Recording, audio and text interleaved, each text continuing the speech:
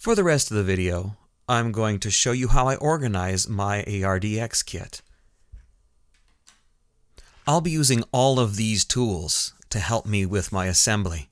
I'll have a ruler for measuring out right lengths of resistors. I'll show you what that is in a moment. I'll be using some scissors to cut pieces into size. I will use a knife or an X-Acto knife to trim bits of plastic flagging off of dividers. The tape will help me to make marks on wires, and a pencil to help me also make those marks. And I'll be using the screwdrivers and the wrench to help me to tighten up pieces. That's actually just one screwdriver on the left and two wrenches on the right. I've got a wrench that's just the right size for the ARDX components. If you've got one, good for you. If you don't, whatever. These dividers here can easily be cut apart into individual units. I use the small ones mostly, and I use them to separate small parts bins for different things like LEDs and resistors. There's many little kits here. I'll go through what's in each of these one at a time as I do my assembly. And if you watch, I'll tell you what everything is called. So these are resistors. This big resistor reel here has the most common resistor number. That's a 560 ohms resistor. This is a bundle of wires. I usually will organize those by color and by size. There's a battery pack. You can use that to power your Arduino when you're away from it. And inside of here, we've got some cards that you can use to build the example sketches that are in the book that came with your kit. Now, before I really get going, I'm going to assemble my Arduino board. So I'll put the Arduino and a breadboard on. You can peel off this backing. Take a moment to do that. It's very satisfying. See if you can get it all in one piece. Oh, it tore. You can see that the mounting board is transparent in my case, and it's a beautiful University of Regina green. It's a different color every semester, so I don't know what you guys are going to get. There's an order happening just for your semester right now. You might get leftovers from a previous one. You might get brand new. All right, so this breadboard here is going to go onto the backing. You can see little etched outlines, and you want to make sure that the letters are right side up, so they read the same as the SolarBotics ARDX. If you put it on the other way, then your board won't match diagrams in future labs. Peel off the yellow backing, and then carefully mount it. When you're sticking it down, make sure that you leave enough room for the Arduino. If you put it too far over, the Arduino won't fit. Maybe you want to put that on first, so don't do it the same order I do. I've done this many times, and I'm careful. All right, so that should stick for another couple years, unless you pull on it real hard. Now the Arduino is going to sit right next to it, and yes, I left just enough room. This little baggie contains screws and feet and spacers for your Arduino to rest on. The feet are really important. They keep the screws from scratching whatever table you would do your assembly on. If you got a hard table, that's great. So these feet are super important. These screws will do damage to things. So first we're going to put little plastic spacers, like this one right here, down on the board over top of 3 of the 4 holes that match the ones in your Arduino.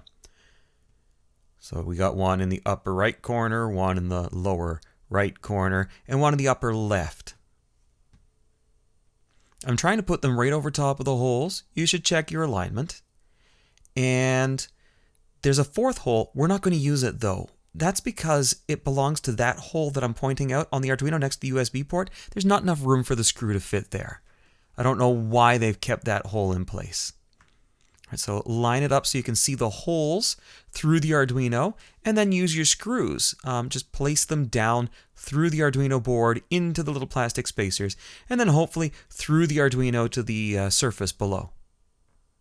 1, 2. Now this is a bit fussy. Be patient with yourself. I wanted to make a video for this 9 years ago when I first started teaching Arduino, but I was very impatient and I couldn't manage it. I just kept on swearing as I dropped things and threw them around the room. After many years of practice, I'm almost good at it. So if you drop things a couple times, you're doing fine. Now pick it up and make sure that your screws have passed through the Arduino board. This is going to be hard for me to show you. Just trust that it's happening. So after a little bit of fussing, I've got a screw. You can just barely see it there below the board.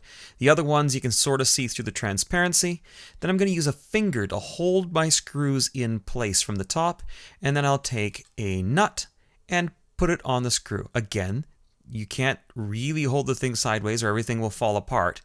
Just work carefully underneath and get that nut screwed on. And then use your finger on the next screw and repeat. There's only 3. You'll get through it just fine. You may have to fiddle back and forth to get the nut to line up with the threads on the screw. There we go. And finally, my last one. Finger on the screw, nut underneath. And finger tight is probably good enough, but you can use tools to help you to make them attach more firmly. So I've got a Phillips head screwdriver here. And this other tool looks like a screwdriver, but it's actually a wrench. You probably don't have that, but if you do, it can make it pretty easy to put your screws on. Just carefully put them in on either side. Sorry about the camera angle here. And give it a bit of a turn. See if I can get that back under the camera. Here we go. All right, so that's nice. Now, if you don't have one of those kinds of wrenches, you might have an adjustable wrench, like this one right here. So you'll have to crank that down nice and tight and see if you can get it to fit the nut on the other side of the board. Let's see. Am I getting that? Just sort of cinch that down. This is actually pretty easy to do. And you will have a friend who probably has exactly these tools. One Phillips head screwdriver, one adjustable wrench or spanner, and twist, twist, twist, and we're good. All right, finally I'll just do the last screw. I'm going to go back to using that screwdriver-like wrench and a good crank, and we're done. Don't over tighten, you'll break things. This may loosen with time. Nothing you can do about that. All right, before I put this the other way around, I don't want these screws to scratch my table, so I'm going to put the rubber feet on. You just peel these off the back and grab one of those feet and give it a nice little tug, and it'll pop free, and then you can put it down on the board.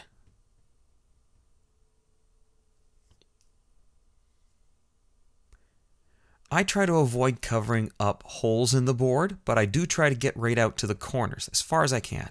Here's another one. So this one's going to go to a corner that has a hole in it, and you can't quite see that. All right. 2 more. You really should take the time to do a good job of assembling your board so that it's something you can be proud of and that makes working on future labs an easier job. And there you have it, an assembled board. All right, as part of organizing our kit, we've got to cut up some of these spacers. So I've got a knife and some scissors and an X-Acto knife. Now the knife and the X-Acto knife are for trimming up edges. The scissors are just for separating things at first.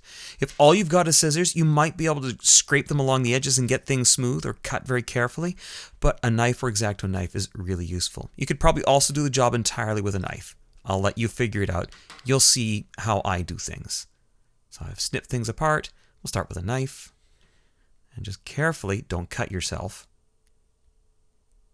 Carefully drag along the edge.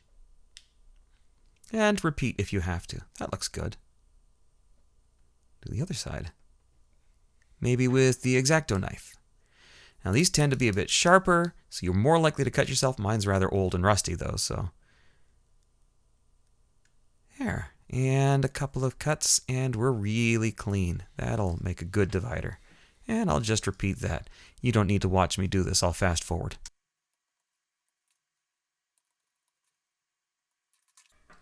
Well, that wasn't so bad. Now to show you where I'm going to put these first ones. I like 3 compartments at the end for putting LEDs into.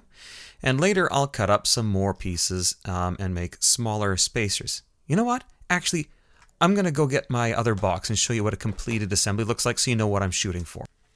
Okay, so there's a previously organized kit. I've got some LEDs up there at the top, various other parts in smaller compartments, that's kind of up to you, and some wires attached with zip ties. Down below, I've got the Arduino and the battery next to each other. And there is room for that USB cable to fit in there if you're careful. All right, so I'll put that aside, and now you know what I'm trying to do.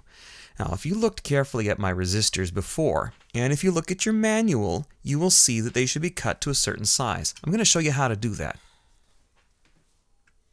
Okay, I've got some paper, some tape, and the resistors. First, I'm going to mark out the length I want the legs of the resistors to be using this ruler and this pencil on my paper. So here's my starting point. And now exactly how long do I need? The book says on page 7, at the bottom right corner under lead clipping, that resistors should be, 6 millimeters long, or about 1/4 of an inch. Cool. So I'll mark out my 6 millimeter mark, and then extend it a little bit so I can trace it. Now I'm going to use this tape first to hold the resistors still while I'm cutting them all at once, and also to allow me to trace the line that I've made on the paper. I'll put a couple of marks on each end of the line of resistors, and then draw a line between them with my ruler, and then I can just cut along that line. Now, I've done this task literally thousands of times. I've cut batches of hundreds for lab tests and to give out to people who lose these resistors. They're very easily lost. So make sure you keep track of yours. And this method with the tape, I just came up with it this summer, and it is the easiest way. If you don't do this, you kind of end up having to cut the resistors one at a time, or you make a lot of little cutting errors. Some end up too short and are kind of useless. And in the last lab, you do want all of them, and you do want them cut down and made staple-shaped, which is what I'm doing here. I'm making the legs the right length to be a staple that fits neatly in the board. So you get your marks on both ends of the tape, nice and tidy. The goal here is not to make any legs too short or too long. Trying to keep them uniform. So, marks on the other side.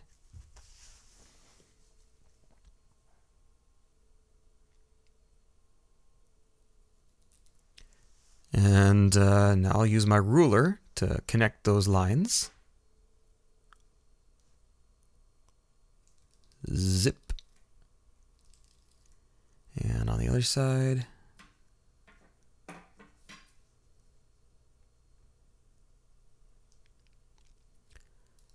Zap. And now I'll just peel that up. And take my scissors and give it a nice little cut.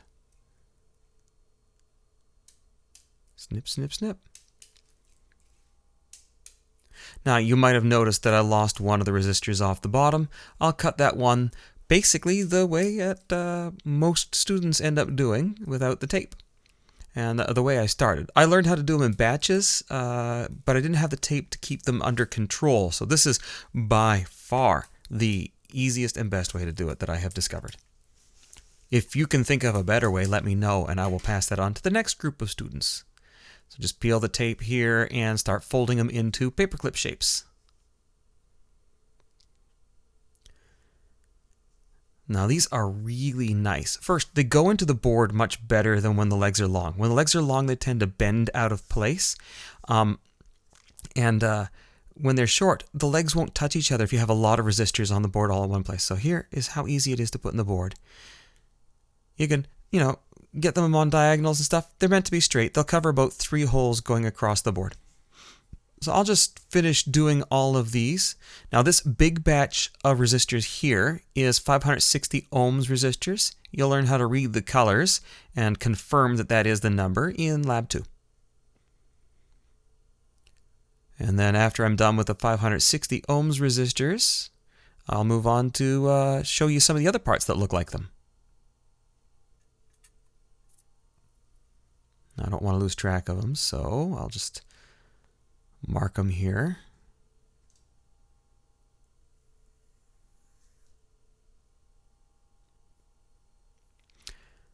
This straggler here is my last 560 ohms resistor. That's the one I said that fell off the bottom. And what you would do before is sort of fold the legs over and then do your best to sort of cut them to length. I've done this a bunch, so I visually know what I'm looking for. But one leg always ends up longer than the other, and I end up, not very satisfied. I'm really happy with this tape trick, so yay! And this thing here, this looks like resistors, but this is actually diode, not resistors. You don't want to cut those legs. They're really thick. They'll damage your scissors. They also have a hard time fitting in the board. Now, here, the reddish ones are 2.2 kilo ohms, and the brown-black ones, those are 10 kilo ohm. You want to cut them all. I'm going to tape them together and then use the same technique as you saw with the 560 ohm resistors.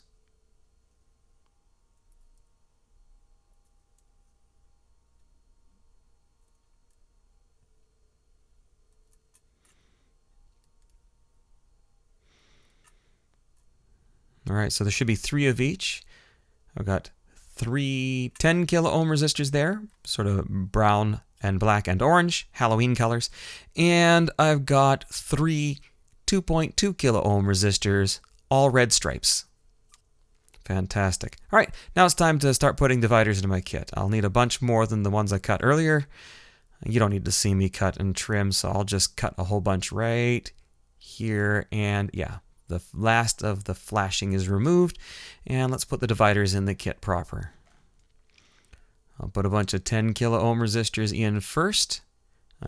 When I organize my kits, I always do it like this. You can do whatever you like, but I will show you what goes in what bin in my system.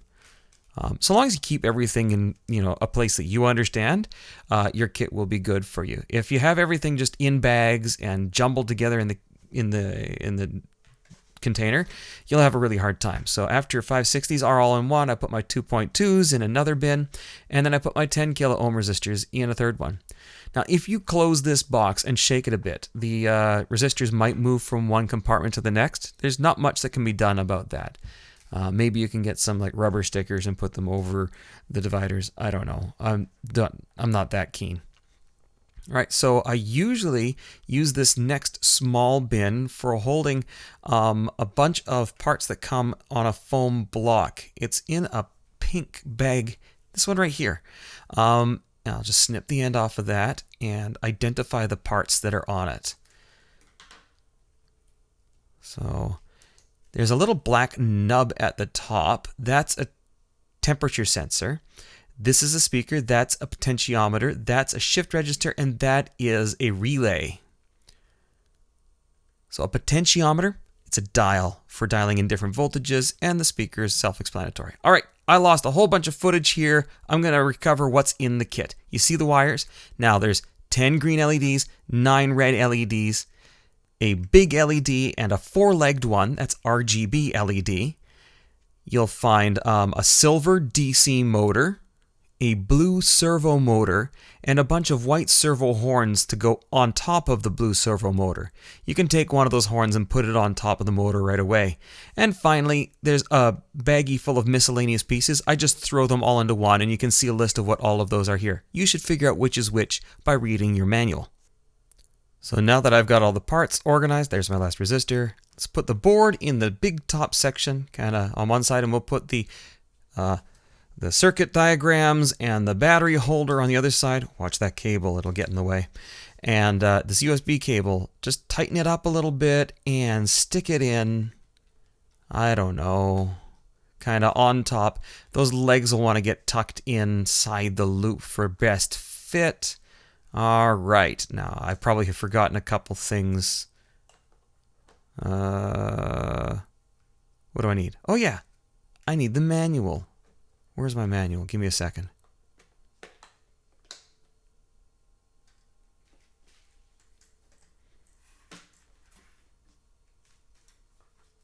There it is. We'll stick that inside.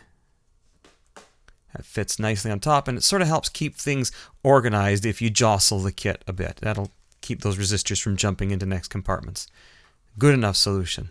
That's nice and small, and it fits. All right, so everything should stay put. And I'm so excited, I'm so excited, I'm so excited, and I forgot to put in the diodes. Damn it. All right, so let's get that all tidied up. I'll throw those in with the miscellaneous parts. That's where I listed them anyhow, I think. And we'll just toss that foam block over there. It doesn't fit in its small component case. And there. All done.